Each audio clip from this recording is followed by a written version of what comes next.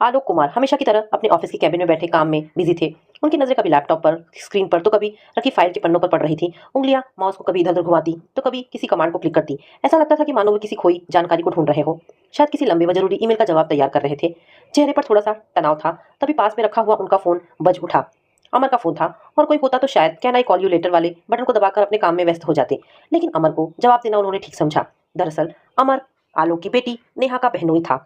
बात ऐसी थी कि आलोक एक बहुत ही सुलझे हुए जीवंत व्यक्तित्व के मालिक और कैरियर की सीढ़ी में खूब ही सफल व्यक्ति थे। वे रुड़की आईआईटी से विद्युत यांत्रिकी की पढ़ाई पूरी करने के बाद से रांची राज्य विद्युत बोर्ड में सहायक अभियंता के पद पर नियुक्त हुए थे और फिर अपने कैरियर की तमाम सीढ़ियां जल्दी जल्दी फांदते हुए उस यात्रा में अलग थलग स्थानों में अनुभव प्राप्त करते आज इंदौर के निकट स्थित परीक्षा बिजली संयंत्र के सबसे बड़े अधिकारी यानी मुख्य अभियंता के पद पर आसीन थे। उनको 35 वर्षों से भी अधिक कार्य करने का अनुभव प्राप्त था। आलोक फोन उठाते ही बोले, हेलो अमर, क्या हाल है, कैसे याद किया? Hello uncle, uncle I hope I am not disturbing you, are you in office uncle? Amar का उत्तर था। आलोक तपाक से बोले, मैं ऑफिस में हूँ लेकिन डिस्टर्बेंस की कोई बात नहीं है, बोलो क्या कोई खास बात है, सब ठीक तो है? अंकल कोई खास बात तो नहीं, मुझे अपना कुछ सामान आपके घर में रखवाना है। आलोक ने तुरंत ही कहा, हाँ हाँ क्यों नहीं, पर अचानक हुआ क्या है? अमर बताना शुरू करता है, फिर अपने ही आप सलाह देते हुए अंकल से परमिशन लेता है कि क्या वह और उसकी पत्नी माया शाम को उनके घर आकर सब बातें डिटेल में बता सकते हैं। आलोक उसकी बात फौरन ही मान लेते हैं, उन्हें डिनर साथ करने का न्योता भी देते हैं। उस दिन आलोक घर थोड़ा जल्दी पहुंच जाते हैं और अपनी पत्नी नीलम को अमर के फोन का जिक्र करने के साथ डिनर की तैयारी करने का अनुरोध करते हुए यह भी कहते हैं कि आज मुझे अमर की आवाज में थोड़ी सी घबराहट छिपी दिखी, हालांकि मैं गलत भी हो सकता हूँ। थोड़ी देर इस विषय पर चर्चा करते करते दोनों पति पत्नी अपने ही पिछले 4-5 वर्षों की घटनाओं का स्मरण करते विचार मग्न हो जाते हैं। दरअसल आलोक और नीलम की एक बेटी थी नेहा। वो बहुत ही लाड प्यार से पली थी। उन्होंने अपनी बेटी का विवाह बड़ी ही धूमधाम से डेस्टिनेशन वेडिंग के तौर पर जयपुर से किया था। माया नेहा के पति निखिल की एकमात्र बहन थी जो पहले से ही शादीशुदा थी और एक प्यारे से बेटे अंश की माँ थी। शादी बहुत ही अच्छे से संपन्न हुई, लेकिन शादी के अगले दिन ही नेहा की विदाई से पहले माया के पति अनिमेश का जयपुर में ही एक कार एक्सीडेंट में निधन हो गया। इस अजीब सी घटना से जहां एक ओर माया, उसका भाई निखिल और दिल्ली निवासी उनके वृद्ध माता पिता दुख के सागर में डूब गए, वहीं नेहा दुख के साथ साथ एक गिल्ट की भावना भी अपने अंदर महसूस करने लगी। ऐसी स्थिति में नेहा के पिता आलोक और पति निखिल ने बड़े धैर्य के साथ और सूझबूझ से समय को संभाला। विदाई की रस्म जैसे तैसे संपन्न हुई और माया अपने माता पिता व बेटे अंश के साथ दिल्ली आ गई। निखिल और नेहा रांची आ बसे अपने नए विवाहित जीवन को बसर करने। निखिल रांची में ही एक बैंक में मैनेजर के पद पर आसीन था। माया के मम्मी पापा ने उसको और उसके 1 वर्ष के बेटे अंश को बहुत ही लाड और दुलार से साथ रखा। बेटी के दुख और उसके सिर पर आई एक नई जिम्मेदारी को उन्होंने खूब ही समझदारी के साथ बांटा और अंश को पापा के नहीं होने का आभास नहीं होने दिया। इस तरह से समय गुजरता गया। निखिल और नेहा जब तक दिल्ली आ जाते और माया वो अंश के साथ समय गुजारते। यूं तो परिवार के हर सदस्य के मन में यह सवाल आता ही था कि क्या माया को दूसरे विवाह के बारे में सोचना चाहिए, किंतु नेहा इस प्रश्न को उजागर करती रहती थी। शायद कहीं अपराध बोध माया के मन में अनावश्यक तौर पर प्रवेश कर गया था कि यह दुर्घटना उसके इस परिवार में आने से हुई। मैं दूसरे विवाह के बारे में सोच भी कैसे सकती हूँ, अनिमेश का चेहरा हर समय मेरी आंखों के सामने रहता है, माया अपना तर्क देती थी। लेकिन जैसा कहा गया है, समय हर दर्द के ऊपर मरहम का कार्य करता ही रहता है। इसी तरह 5 साल गुजर गए और अनायास एक दिन माया ने नेहा को फोन पर बताया कि मैं जीवनसाथी.com में यूं ही सर्च कर रही थी तो मुझे एक लड़का पसंद आया। हाँ हाँ फिर? नेहा ने और बताने के लिए कहा। नेहा, पता नहीं सही है या गलत, मैं उस लड़के से मिल भी चुकी हूँ और हमने एक दूसरे के साथ जीवन साथी बनने का वादा भी कर लिया है। दीदी, ये तो बहुत अच्छी गुड न्यूज़ है, जल्दी से बताओ ना, कौन है वह, क्या करता है, कहाँ रहता है, नाम क्या है? नेहा अपना उतावलापन रोक नहीं पा रही थी। बताती हूँ, अरे भाई बेंगलोर में रहता है, एक प्राइवेट कंपनी में काफी अच्छी नौकरी करता है और देखने में भी अच्छा खासा है, हैंडसम है और नाम है अमर। कहकर माया ने अपने मन की सारी बातें नेहा को बता दी।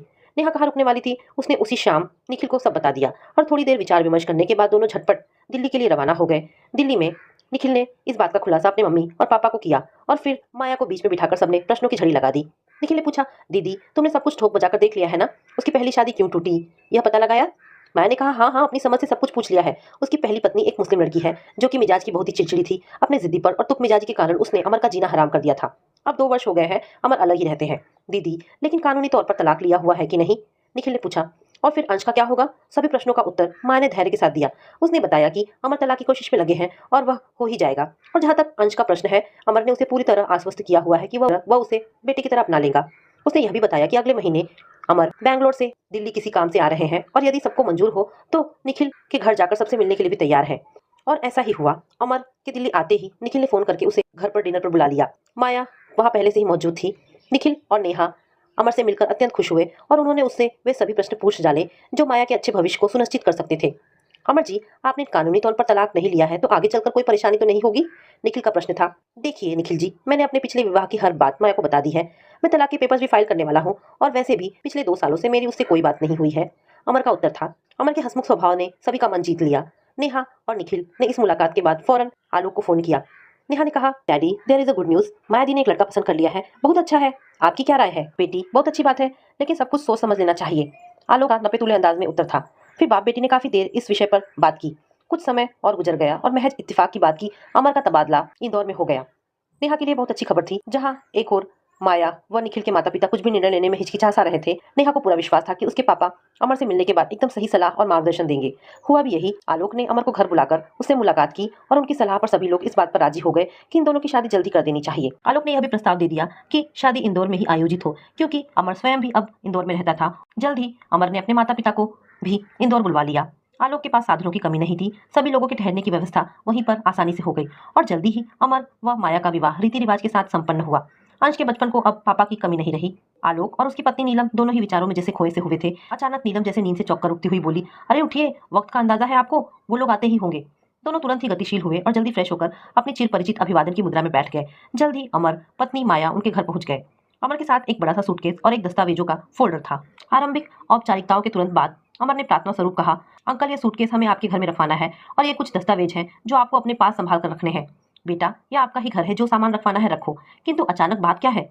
आलोक ने कहा, अंकल मेरे ऊपर पुलिस केस हो गया है और शायद वारंट भी इशू हो गया है और ये सब नफीसा ने किया है, मेरी पहली पत्नी। मुझे आपसे सलाह भी लेनी है। अमर ने कहा। आश्चर्यचकित होते हुए आलोक ने अपने सधे हुए अंदाज में कहा, देखो अमर बेटे, मैंने तुमसे पहले भी कभी नहीं पूछा, किंतु आज जब यह समस्या आ खड़ी हुई है तो मुझे ठीक तरह से और सिलसिलेवार अपनी पिछली जिंदगी के बारे में सब कुछ बताओ। अमर ने लंबी सांस ली और अपनी कहानी बताने लगा। उसकी कहानी के अनुसार नफीसा 22 बरस की एक मुस्लिम लड़की थी। सुंदर, छरहरी, लेकिन मिजाज की काफी बिगड़ी हुई। देखने में टीवी सीरियलों की सुंदर अभिनेत्री से कम नहीं लगती थी। उसका शादी.com के माध्यम से अमर से परिचय होता है। कुछ रोज दोनों एक दूसरे से मिलते मिलाते हैं और फिर एक दूसरे के बहुत करीब आ जाते हैं। एक तरह की आसक्ति या कहे कि प्रेमांतता में दोनों शादी का फैसला कर लेते हैं। नफीसा और अमर आर्य समाज मंदिर में जाते हैं और वहां उनका विवाह हो जाता है। मात्र विवाह के उद्देश्य से नफीसा ऊपरी तौर पर हिंदू धर्म अपना लेती है। हनीमून और शुरुआती के कुछ दिन ठीक गुजरते हैं, लेकिन फिर उनके आपसी संबंधों में कड़वाहट आनी शुरू हो जाती है। दोनों के परिवार में भी इस संबंध को लेकर तनाव सा रहता था। अमर के मम्मी पापा ने तो इस संबंध को अपने बेटे की खुशी के लिए स्वीकार कर लिया था, लेकिन नफीसा के पापा ने बिल्कुल भी नहीं। खास तौर से उसकी माँ इस रिश्ते से बिल्कुल खुश नहीं थी। वह जिद पर अड़ी हुई थी कि मुस्लिम रीति से निकाह होना चाहिए। अमर एक सुलझा हुआ, हंसमुख और व्यवहारिक व्यक्ति था। नफीसा और उसकी माँ के सारे नखरे व झल्लाहटों को सहन करते हुए जीवन की गाड़ी को आगे बढ़ाता जा रहा था। इस तरह से करीब 3 साल निकल गए और फिर एक दिन अमर ने घुटने टेक दिए और मुस्लिम रीति के अनुसार निकाह होने के बाद सलमान अली के नाम से निकाहनामा तैयार हो गया। 1-2 वर्ष और बीत गए, लेकिन उनके रिश्ते में मिठास अभी भी ना आ सकी। नफीसा एक झक्की और जिद्दी लड़की की तरफ पेश आती और उसकी माँ गर्म तेल में पानी के छींटे फेंकने का काम करती रहती थी। आखिरकार उन्होंने अलग अलग रहने का फैसला कर लिया। अमर अपने इतिहास के बारे में बताते बताते वर्तमान में आ चुका था।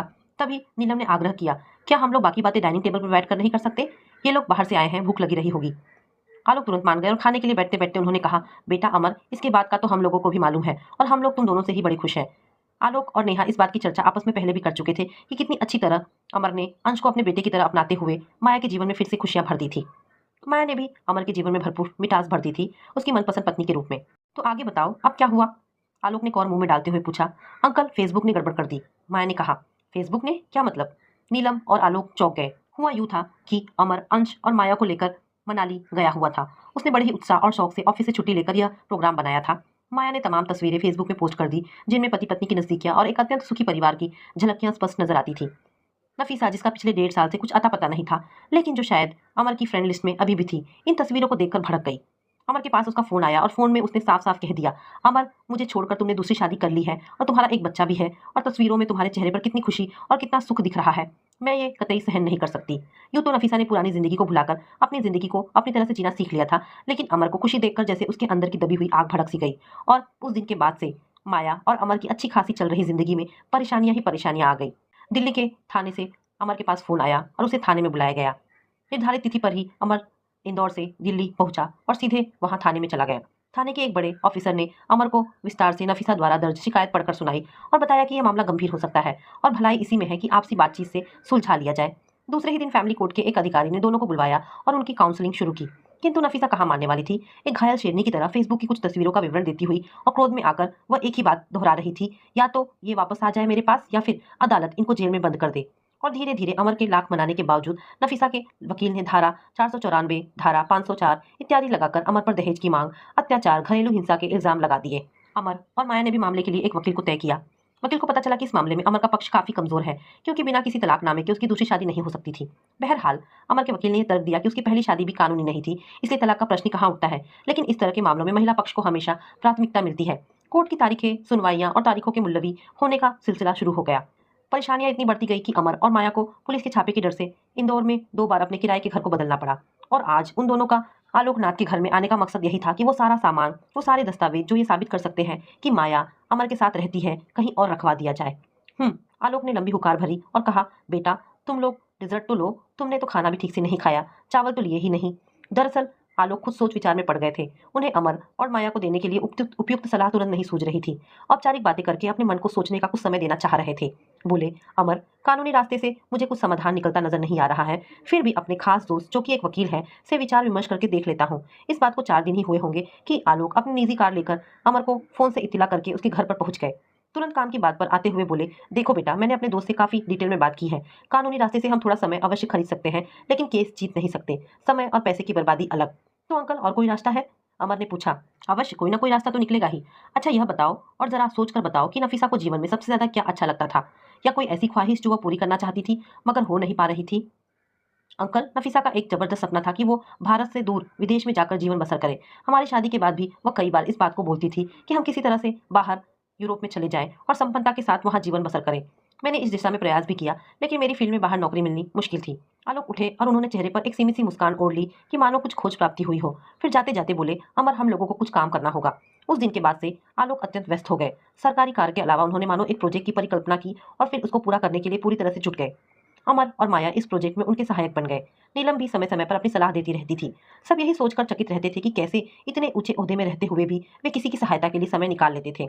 उन्होंने विवाह.com में नफीसा जैसी एक लड़की की प्रोफाइल पंजीकृत कर दी और फिर तलाश में लग गए। सर्च के लिए जो मानदंड उन्होंने निर्धारित किए थे, अमेरिका, मुस्लिम, उच्च वेतन श्रेणी, अथक प्रयास का परिणाम, 2 बहुत ही अच्छी प्रोफाइलें अमर और आलोक ने शॉर्टलिस्ट कर ली। फोन पर आलोक ने ही बात की, लड़की के चाचा के रूप में। बात करने से ही आलोक ने अंदाजा कर लिया कि एक आमिर नाम के एक विधुर पुरुष से बातचीत आगे बढ़ाना ठीक रहेगा। हालांकि उसकी और नफीसा की उम्र में करीब 10-15 साल का अंतर होगा, लेकिन उसकी परिपक्वता और उसकी एक मुस्लिम समाज से बीवी खोजने की बेकरारी देखते हुए आलोक ने आमिर पर ही दाव लगाना ठीक समझा। आमिर को सलाह दी गई कि वह नफीसा से सीधे फोन पर बात करे, अपनी इच्छा जाहिर करे और उससे भारत आकर मिलने का प्रोग्राम बनाए। निशाना शायद सही जगह पर लगा था। 2 महीने के बीच में ही आमिर, जिसका अमेरिका में खुद का बिजनेस था, उसने भारत के 2 चक्कर लगा लिए। आमिर और आलोक के बीच में बात तय हो चुकी थी कि आमिर उसे इस अंकल के बारे में तभी बताएगा जब उसका नफीसा से संबंध भली भांति स्थापित हो जाएगा। और ऐसा ही हुआ। अब आमिर और नफीसा ने एक दूसरे के साथ बंधने का फैसला लिया। आमिर ने नफीसा की बेसब्री तोड़ और अंकल आलोक के बारे में बतलाया। आमिर ने न केवल नफीसा की बात आलोक अंकल से करवाई, बल्कि मोबाइल की उसी बातचीत में आलोक को उनके निकाह पर आने का न्योता भी दे दिया। और कुछ ही रोज के बाद नफीसा का आमिर के साथ दिल्ली के शाहबाग स्थित एक घर में मुस्लिम रीति के साथ निकाह हुआ। आलोक वहां मौजूद थे। उन्होंने दोनों को मुबारकबाद भी दी और जीवन भर प्यार से साथ रहने की सलाह भी। नफीसा ने पूछ ही लिया, अंकल, अब तो बता दीजिए कि आप कौन हैं और हमारी सहायता क्यों करना चाहते थे? मैं बस तुम्हारी और अमर की जिंदगी में खूब सारी खुशियां भर देने के लिए आया हूँ, और किसी को खुशियां बांटने के लिए वक्त वजह नहीं ढूंढा करता। आलोक ने हल्की सी मुस्कुराहट के साथ कहा। तो आप वो महान शुभचिंतक हैं? नफीसा बोली। नहीं बेटा, मैं एक सामान्य इंसान हूँ और कोशिश करता रहता हूँ कि इंसानियत कायम रहे। यह कहकर आलोक वहां से चल दिए। कुछ ही दिनों में नफीसा ने एक पत्र लिखकर अमर को अपनी बंदिशों से मुक्त कर दिया। उसे नफीसा के वकील से भी एक पत्र मिला, जिसके द्वारा वह कानूनी तौर से भी सभी इल्जामों से मुक्त हो गया। नफीसा अपनी आगे की जिंदगी जीने को अमेरिका रवाना हो गई। अमर और माया की खुशियां फिर से वापस आ गई, हमेशा के लिए। तो दोस्तों, ये कहानी यहाँ पर समाप्त होती है। आशा करती हूँ कहानी आपको पसंद आई होगी। अगर कहानी पसंद आई है तो प्लीज़ इसे लाइक एंड शेयर करें। धन्यवाद दोस्तों।